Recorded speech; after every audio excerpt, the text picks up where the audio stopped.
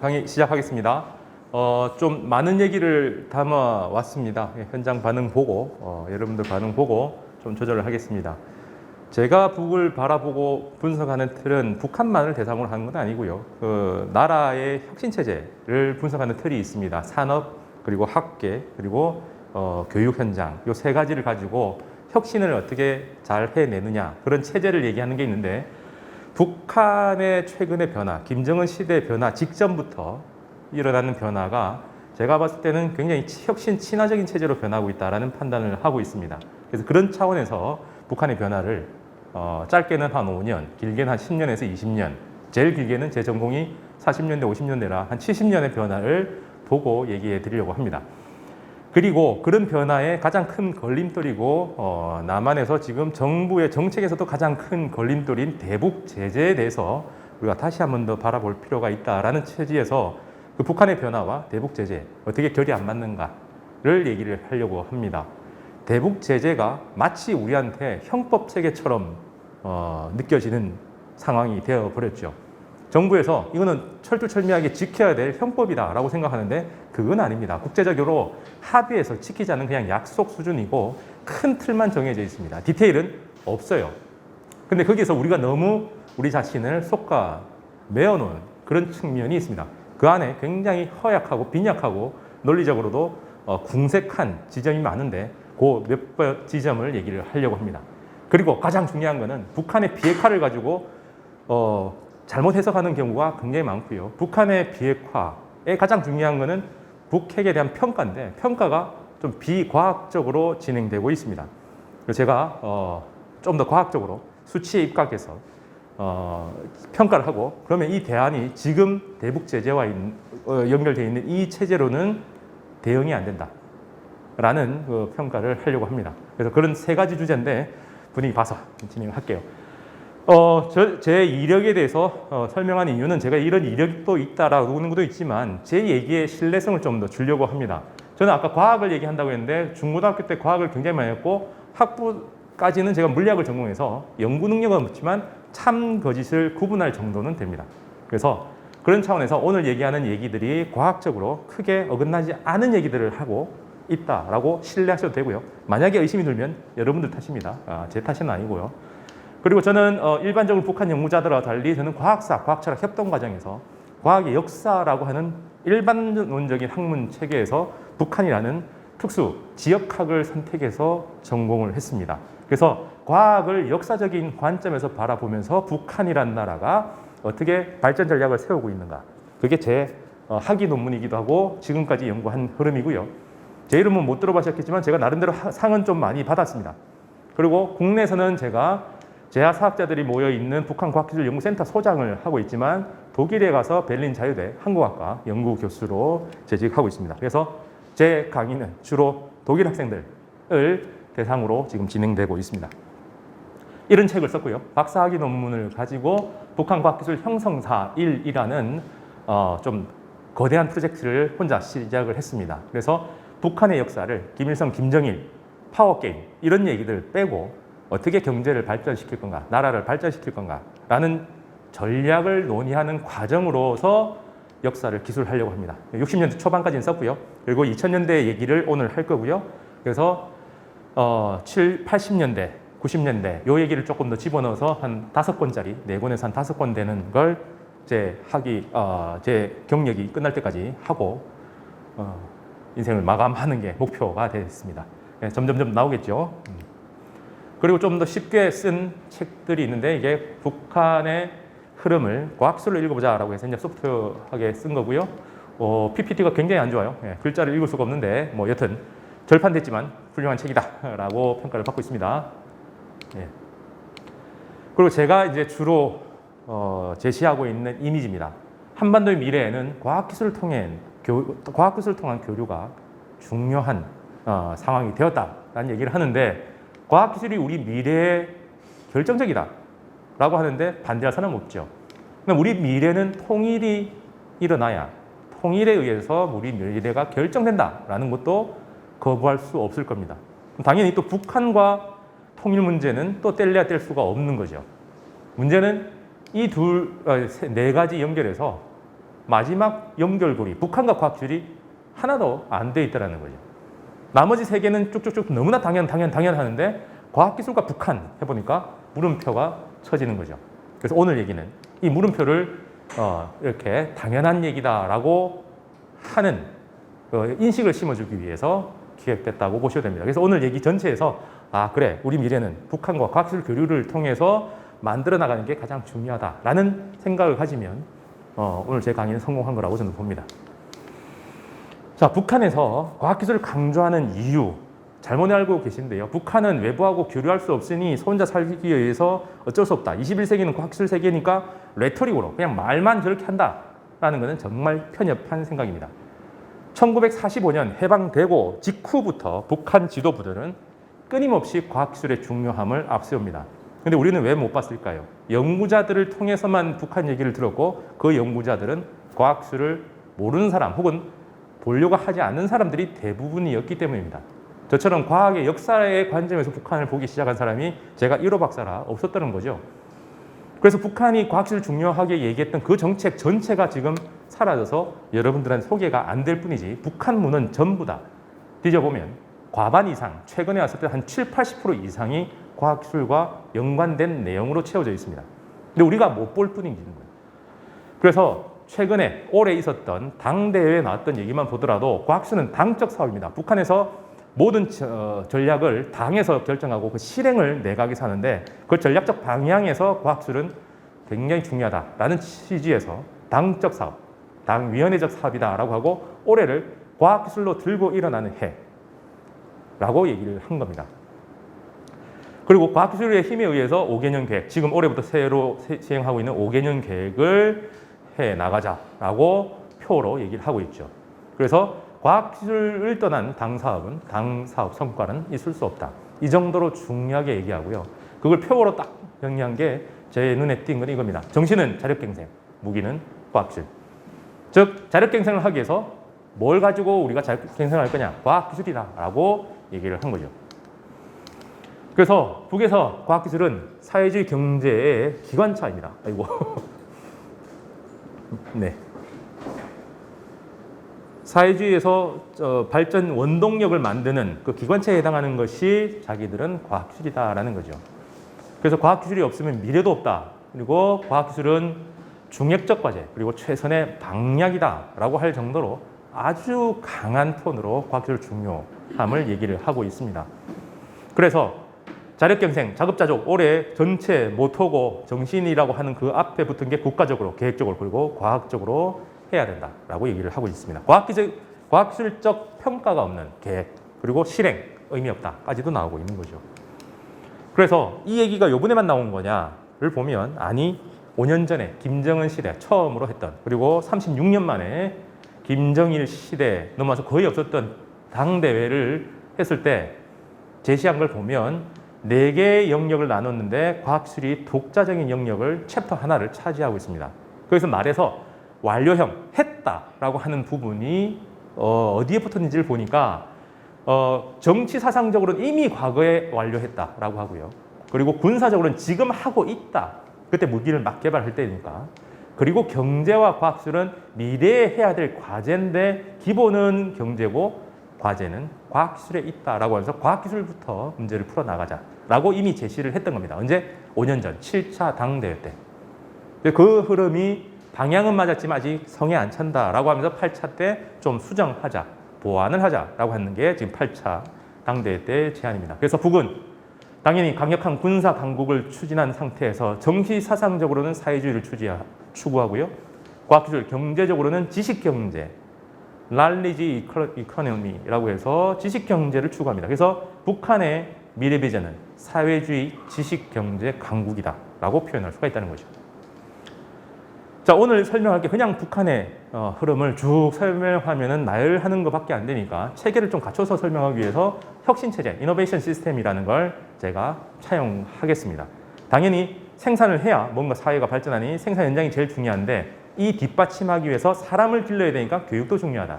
그리고 연구를 해야 새로운 기술이 그리고 새로운 이론이 개발이 될 거니 이 세 개가 제일 중요하다. 이거는 모든 나라들의 시스템을 분석할 때 쓰는 툴입니다.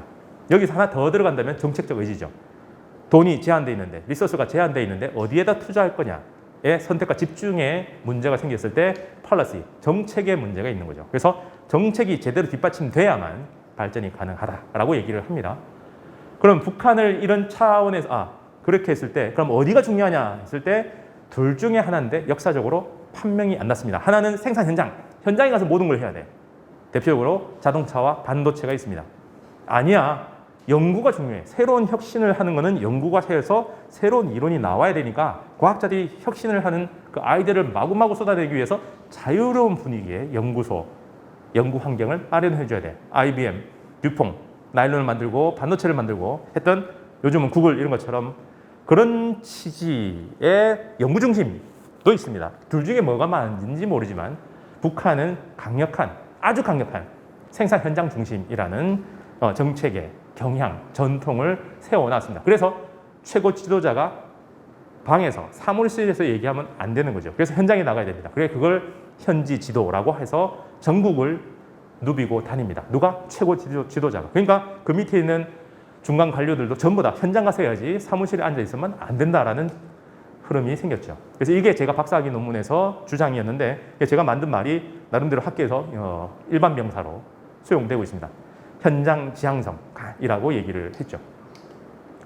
그래서 50년대는 연구도 아예 연구소에서 하지 말고 생산 현장에 가서 그 시설을 가지고 연구도 하면서 기술 지원도 해라라고 하는 게 현지 연구 사업입니다. 현지 지도하고 비슷한 어감이죠.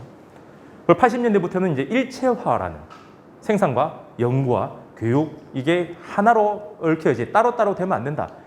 이미 자본주의도 사회주의도 전부 다 따로따로 분리돼서 문제가 생겼던 게 60, 70년대까지 왔습니다. 사회주의권 소련에서도 그 분리되는 것에 대한 반성이 일어났는데 해결 못하고 나라가 망했고요. 북은 계속 현장 중심으로 모든 걸 다 엎어서 한꺼번에 하자. 일체화라는 얘기를 다시 정립하죠. 누구 때에서? 김정일 때 들어와서. 근데 그게 좀 활발하게 펼쳐지지는 못했습니다. 80년대까지는 정리가 돼 나갔는데 그게 고쳐가 안 되다가 2000년대 넘어와서 이제 이게 추진되면서 최근에 와서는 교육까지, 교육과학기술 생산이 일체화된다. 김정은 시대 때 이 말이 대대적으로 쓰입니다. 그 전체 흐름이 쫙 보이죠. 현장 중심으로 모든 걸 간다.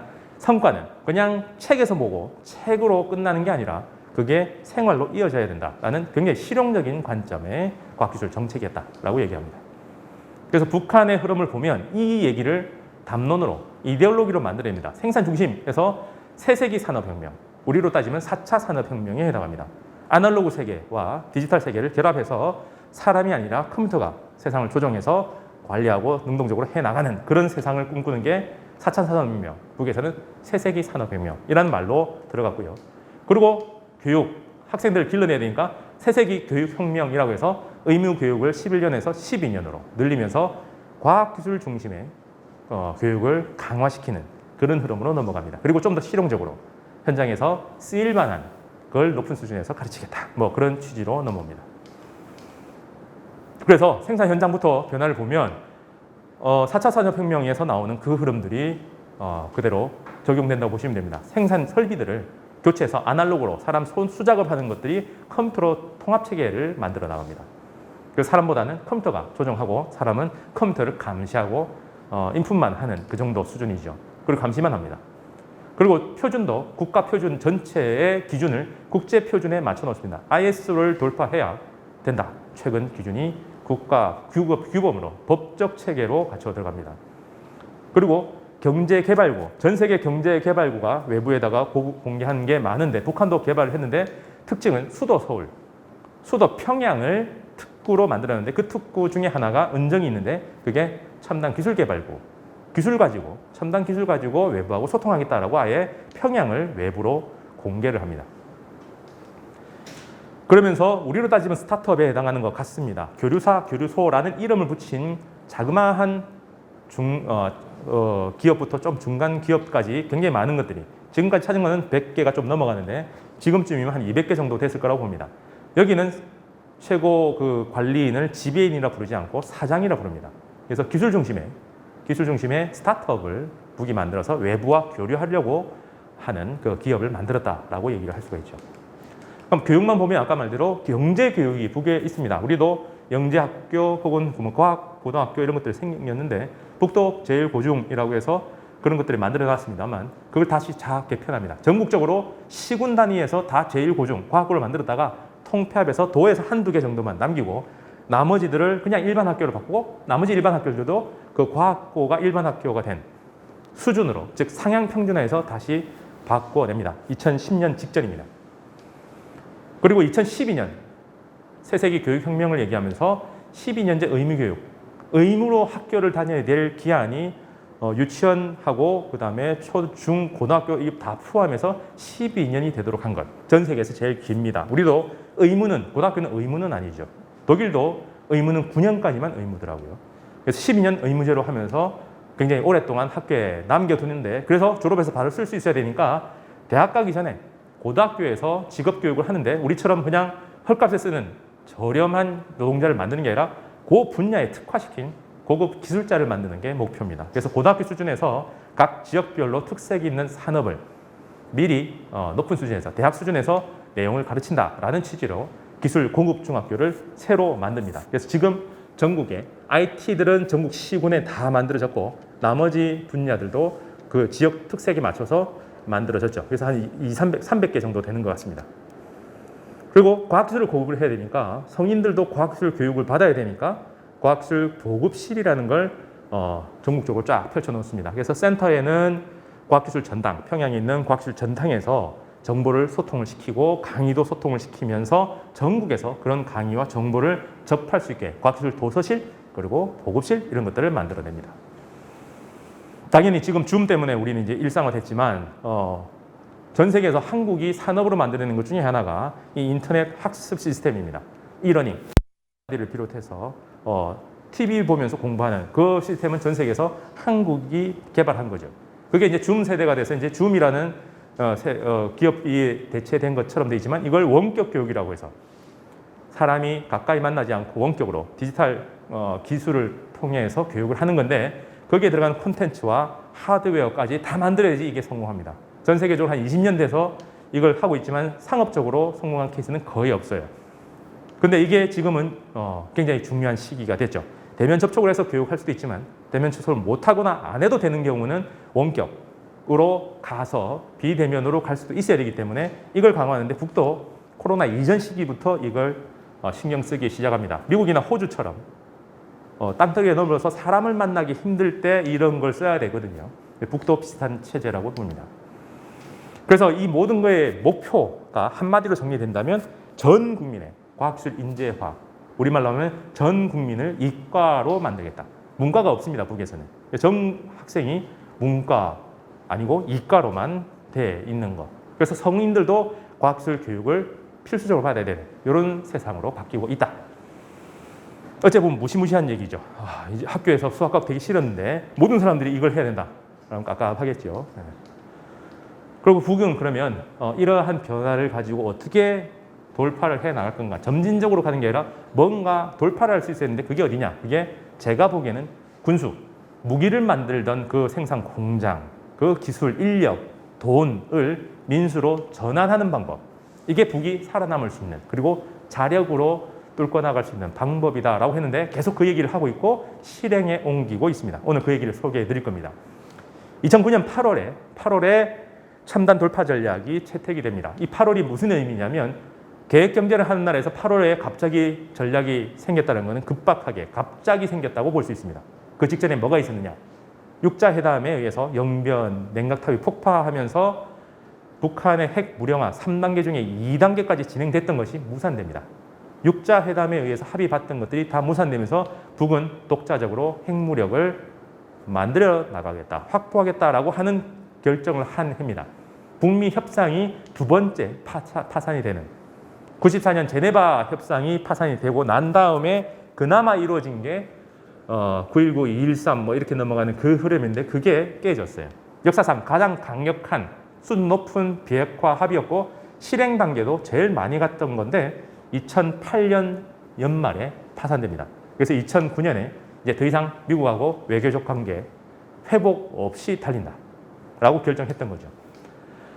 그리고 10년이 채 안 지난 2017년 11월 29일 그 해가 한 달이 채 안 남은 시기에 화성 15형이라는 게 다탄두, 핵탄두입니다. 그리고 ICBM, 사거리 만을 넘기는 미사일을 시연을 합니다. 그냥 있다라고 선언하는 게 아니라 실물로 증명을 해버리죠.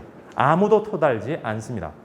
지금 와서 토다는 사람들은 굉장히 비과학적인 분석만 가지고 그렇게 평가를 합니다. 그래서 이제는 이때까지 얘기는 얘 때문에 완성이 된 이 화성 15형의 실물을 보고 나서는 기존에 있는 비핵화 정책은 실패했다는 게 명확하죠. 왜? 북한이 핵을 만들지 못하도록 하기 위한 게 지금까지였는데 만들어버렸으면 이제 새로운 단계로 넘어가야 됩니다. 그래서 새로운 대안을 찾아야 되는데 그러지 않는 거죠. 그러면서 지금 3년이 지났습니다. 그래서 제가 오늘 그 대안으로 다음 버전을 얘기하려고 합니다.